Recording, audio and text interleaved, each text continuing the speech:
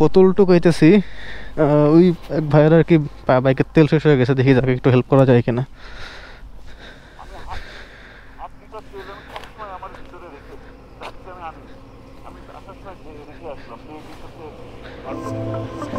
দেখেন এই পলি দিয়ে কাম করতে পারি কিনা দেখি।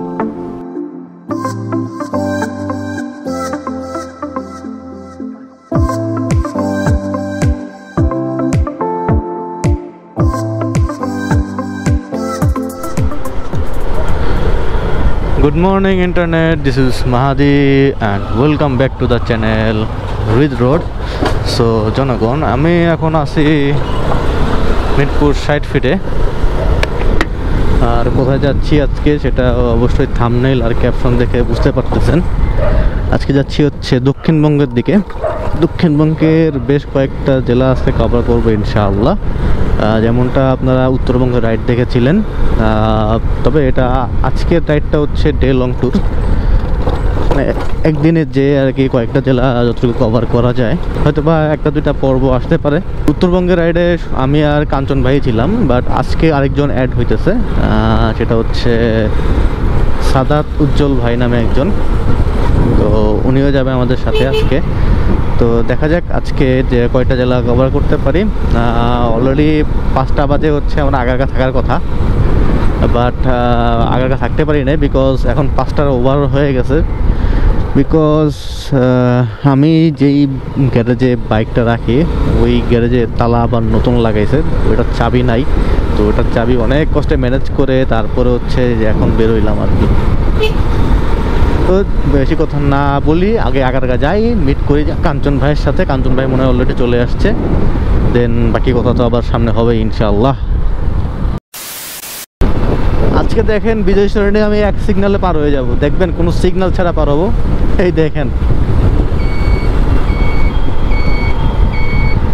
নো সিগন্যাল, উইদাউট সিগন্যালে পার হয়ে যাচ্ছি বিজয় সরণি। এটা কি সম্ভব? ও মাই গড, কি করলাম আজকে, এক সিগন্যালে পার হয়ে গেলাম।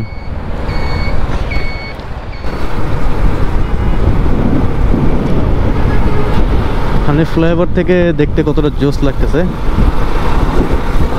শুভ সকাল সবাইকে।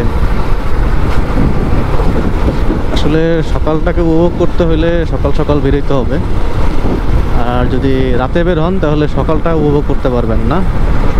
আর রাতে উপভোগ করার মতো তেমন কিছুই নেই, জাস্ট শুধু রাইড করবেন।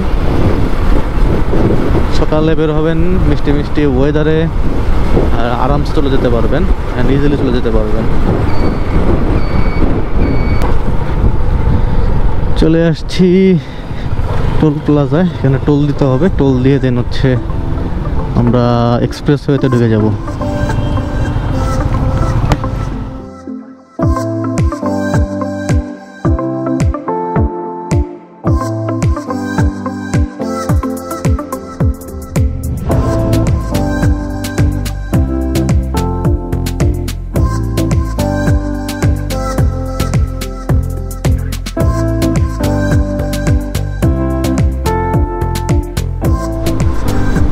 সো সম্মানিত শুধু আমরা এখন চলে আসছি টোল প্লাজার কাছাকাছি, মানে এক্সপ্রেসওয়ে থেকে আমরা বামে ঢুকলাম।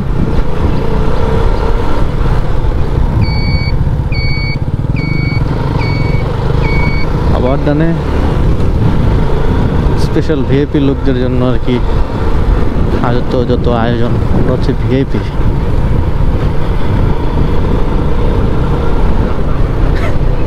চিকন রাস্তা। অনেকদিন পরে হচ্ছে এই পদ্মা সেতুতে আবার আসলাম। লাস্ট আসছিলাম যখন নানা বাড়ি গেছিলাম, তখন প্রায় 1 বছর হয়ে গেছে।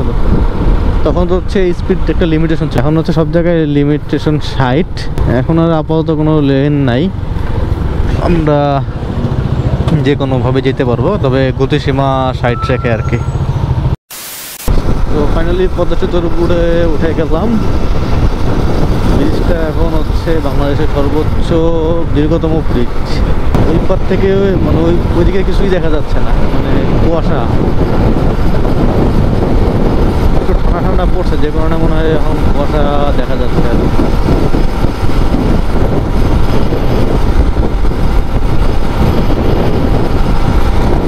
আর এই ব্রিজটার দৈর্ঘ্য হচ্ছে 6.5 কিলোমিটার, যেটা কিনা এখন দীর্ঘতম সেতু বাংলাদেশের। নদীর উপর দিয়ে বাইক চালাইতেছি, অন্যরকম একটা ফিলিংস।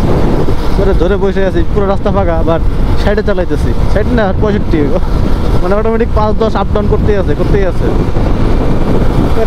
থটল ধরে বসে আছে, আবার মাঝে মাঝে সিসি ক্যামেরাও আছে, দেখে আমার একটু ভয়টা লাগতেছে যে কখন না যদি সামনে যদি কেস দিয়ে দেয়। আর স্পিড মামলা যদি ফেসে যান তাহলে অবশ্যই 2500 টাকা মিনিমাম ধরে রাখেন, পকেটে দিতে হবে। আর সর্বোচ্চ যদি দেওয়া হয় তাহলে 10,000 টাকা। তো যেটা এখন দেওয়ার কারোর ইচ্ছা নাই, কারোর পকেটেও নাই।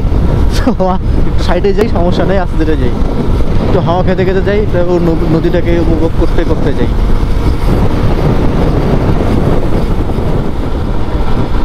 সম্মানিত জনগণ, একটু আগে আমরা স্পিড চেকের কথা বলতেছিলাম, আর একটু আগে দেখতেছি যে ঠিক এই পাশ থেকে ওই পাশের স্পিড চেক করতেছে। যদি আবার এই পাশে স্পিড চেক করতো তাহলে ধরা খাইতাম, কারণ অলরেডি আমরা 80-এর উপরে টান দেওয়া শুরু করছি। এখন আমার গতি কমে 75-এ নিয়ে আসছি। মনে হয় না সামনে নাই, তাও বলা যায় না। আর সকাল এত সকালে পুলিশ এখানে কি করে বুঝলাম না, 6টা 8 বাজে এখনই চেক করা শুরু করছে। বোতলটুকু হইতেছি, ওই এক ভাইয়ের আর কি বাইকের তেল শেষ হয়ে গেছে, দেখি তাকে একটু হেল্প করা যায় কিনা।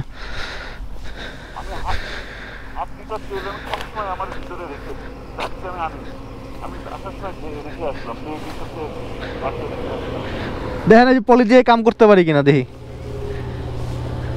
তেল ঢালতে পারেন,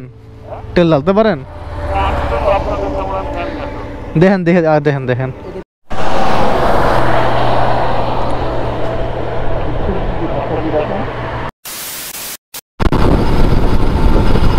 লোকটারে উপকার করে একটু মনে স্যাটিসফাইড লাগতেছে, বিকজ তেলের এই ভুক্তভোগীতে আমিও পড়ছিলাম, তো আমি জানি। আর এই জায়গাতে যদি যে একবার পড়বে তেলের বিপদে, সে একদম মাঠে মারা খাবে। দ্যাটস ওয়াই একটু হেল্প করাটা উচিত, তাই করলাম আর কি।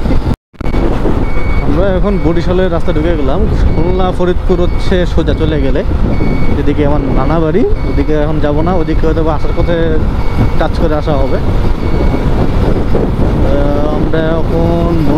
আমরা এখন যাইতেছি বরিশাল। কুয়াকাটা যাওয়া দরকার একদিন, কুয়াকাটা যাইনি এখনো। জনগণ বাঁচতেছে কয়টা বাজে জানি না। আমরা এখন আছি হচ্ছে টেকেরহাট সেতু, যেটা দৈর্ঘ্য কম, আর এখন হচ্ছে আমরা যাব ডান দিকে হচ্ছে টুঙ্গিপাড়া, গোপালগঞ্জ, এইসব এলাকা পড়ছে আর কি।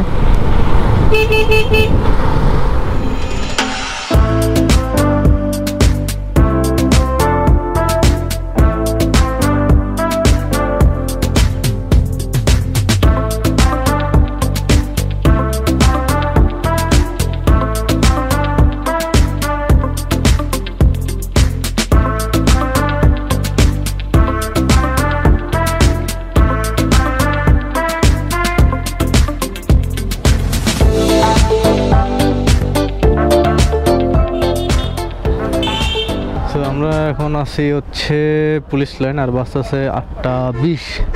যখন নাস্তা করলাম, নাস্তা করে এখন হচ্ছে আমরা আবার পিরোজপুরের উদ্দেশ্যে রওনা হবো ইনশাল্লাহ।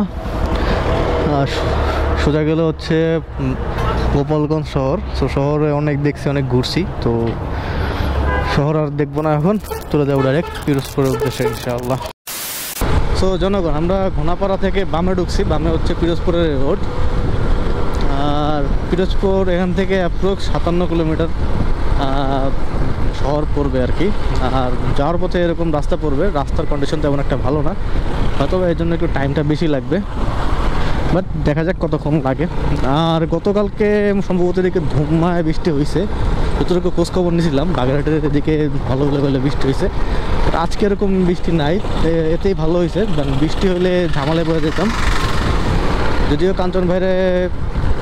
কাঞ্চন ভাই রেনকোট নিয়ে আসছে আমার জন্য, এটা আমার জন্য একটা প্লাস পয়েন্ট। বাট বৃষ্টি হলে মানে চালাইতে খুবই অসুবিধা হয় আমার, স্পেশালি বাকি 2জন প্রো রাইডারের কথা জানি না, আমার খুবই সমস্যা হয়। তো যাই হোক, আলহামদুলিল্লাহ এরকম ওয়েদার থাকলে ভালো, ঠান্ডা ঠান্ডা ওয়েদার, আরামসে চলে যেতে পারতেছি। বাট রোড কন্ডিশনটা তো একটু ভালো হইতো, তাহলে আরও মাখনভাবে যাওয়া যেত। আর আমরা হচ্ছে এদিক থেকে পিরোজপুর হয়ে আমরা ওদিক থেকে বাগেরহাট চলে যাব। বাগেরহাটের খানজাহান আলী ঘুরে ফিরে দেন অথবা মোংলা যাব, মোংলা থেকে আবার ঢাকায় ব্যাক করবো ইনশাআল্লাহ। তো দেখতে থাকেন, রিড রোডের সাথেই থাকেন।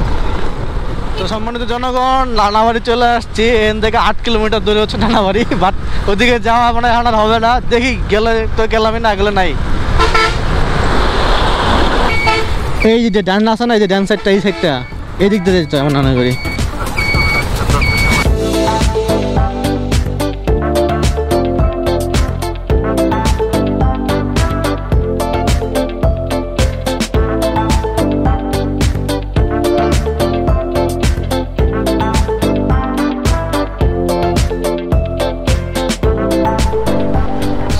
সম্মানিত জনগণ, আমরা এখন আছি পিরোজপুর শহরে, আর আমরা এখন ডিসি কোর্ট খুঁজতেছি। ডিসি কোর্টের ওখানে যে আমরা কিছু ছবি টবি তুলবো, দেন হচ্ছে আমরা দেখি কই যাবো ডিসাইড করব। তো সম্মানিত জনগণ, আমরা এখন আছি পিরোজপুর সার্কিট হাউসের সামনে, আর এখানে আমরা কিছু ছবি টবি তুললাম, প্লাস হচ্ছে প্রকৃতিটাকে একটু সাড়া দিলাম। আর এখন হচ্ছে আমরা বের হবো, বের হয়ে আমরা যাবো বাগেরহাটের উদ্দেশ্যে। বাগেরহাটে খানজাহান আলী, দেন হচ্ছে সাইড গম্বুজ, যেগুলো ঘুরে ফিরে দেন হচ্ছে আমরা মোংলার উদ্দেশ্যে রওনা দেবো ইনশাআল্লাহ। আর বাসতে আসতে কয়টা, 10টা বাজে। আর এটা হচ্ছে সাদাত ভাই, এটা হচ্ছে কাঞ্চন ভাই, পরিচিত মুখ। আর হচ্ছে আমাদের বাইক, 3টা বাইক। আসছিলাম মিষ্টি খেতে, সাদাত ভাইয়ের এক ফ্রেন্ডের সাথে দেখা, উনি আর কি সাজেস্ট করলো দুলালের দধি ভান্ডারের এখানে মিষ্টি খেতে। আধা ঘন্টা যাবত দাঁড়ায় আছি, বাট সিরিয়াল এখনো পাই নাই, দেখি কি অবস্থা হয়। আর আমি এদিকে বসে বাইক পাড়া দিতেছি, 3টা বাইক রাস্তার মাঝখানে দাঁড়া করে রাখছি। আর আমরা এখানে ওয়েট করতেছি, আমি ওয়েট করতেছি, আর কাঞ্চন ভাই আর হচ্ছে সাদাত ভাই ভিতরে ঢুকছে। তো আমাদের মিষ্টি খাওয়া দাওয়া শেষ, আমরা এখন আবার রওনা করছি। খাওয়া দাওয়া শেষ, সোনার বাংলাদেশ। মিষ্টিটা ভালোই ছিল, ছানা খাইলাম, দেন হচ্ছে রসগোল্লা খাইলাম, রসমালাই খাইলাম, 3টাই ভালোই, মানে যে সাজেস্ট করছে ভালোই সাজেস্ট করছে। আর দোকানের ভিড় দেখে বুঝতেই পারতেছিলাম যে ভালোই হাইপে আছে এটা। সো জনগণ, আমরা আবার মেন রোডে উঠে গেছি, আমরা এখন হচ্ছে বাগেরহাটের রোডে। বাগেরহাট এখান থেকে অ্যাপ্রক্স 24 কিলোমিটারের মতো, তো অথবা 45 মিনিট বা আধা ঘন্টার মতো লাগবে। যদি ভালো রাস্তা হয় তো আধা ঘন্টার ভিতরেই আরামসে চলে যেতে পারবো। টান দেন কি টোল চাইছে নাকি কাঞ্চন ভাই? তাই তো মনে হলো, টোলের লেগে ডাক দিল। ওয়া, নদীটা তো সেই।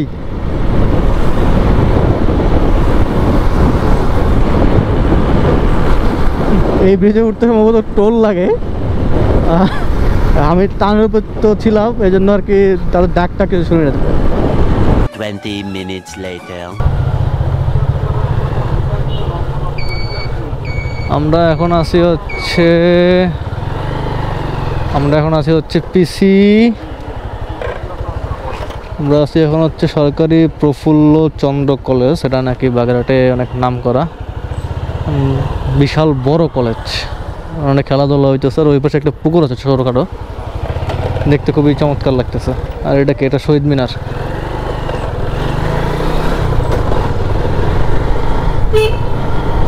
ভাই ফিস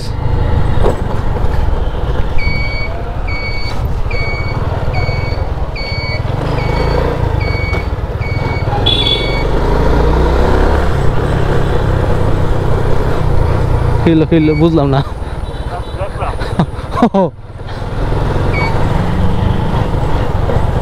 দেখি একটু ভিতরে যাই, ভিতরে কেমন। বাইরে থেকে দেখলে তো আর হবে না, ভিতরে ঢুকতে হবে।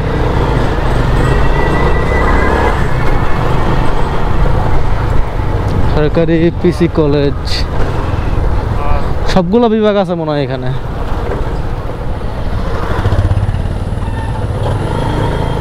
নেওয়া যাবে না? বঙ্গবন্ধুর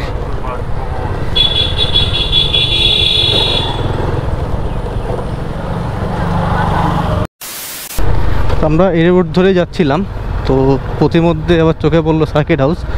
তখন আমরা সার্কিট হাউস খুঁজতেছিলাম, বাট সার্কিট হাউস পাই নাই। হুট করে কাঞ্চন ভাই দেখলো সার্কিট হাউস, তখন আর কি দাঁড়ায় আর কি ছবি টবি তুললাম। তো আমরা এখন মাজারের দিকে যাচ্ছি। তো সম্মানিত জনগণ, আমরা ঢুকে গেলাম মাজারের রোডে। ছোটোবেলায় এখানে কতবার যাওয়া আসা হয়েছে তার হিসাব নাই। আজকে আসলাম অনেকদিন পরে, দেখি মাজারের কি আসলে বিষয়। আর এখানকার এই ব্যবসা বলে জমজমাট। হাতি, আবার হাতির ব্যবসা শুরু হয়েছে কবে থেকে এখানে।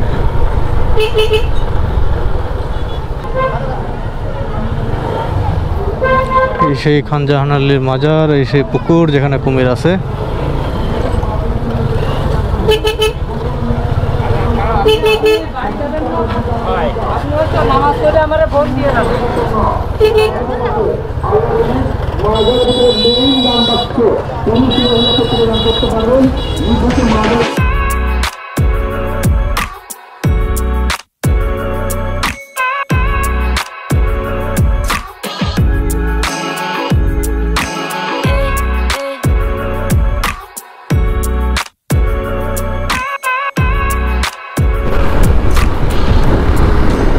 সম্মানিত শুধু আমরা খান জাহান আলীর মাজার দেখে এখন আমরা যাচ্ছি ষাট গম্বুজের উদ্দেশ্যে। ষাট গম্বুজ এখান থেকে 5-6 মিনিটের আর কি দূরত্ব, বেশি দূরত্ব না।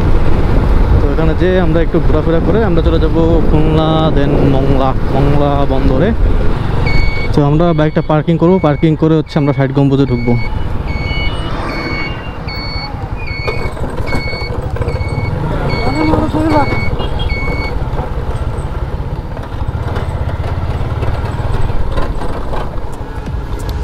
কবে তো এটাতে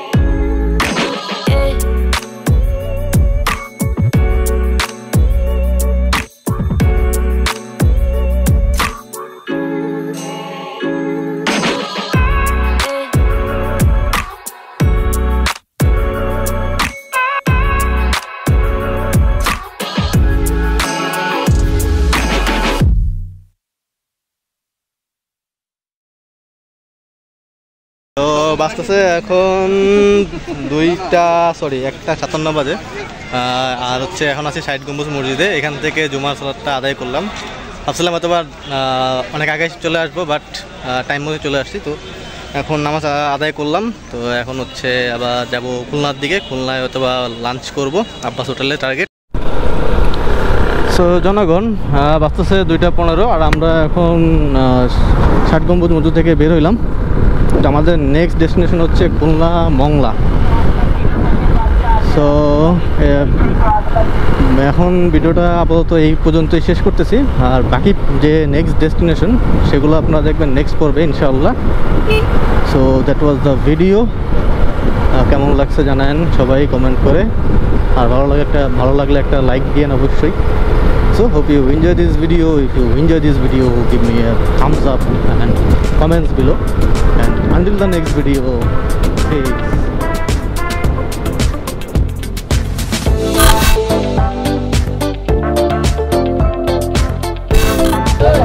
हाँ 3টা ইজেন রিসিট দেন।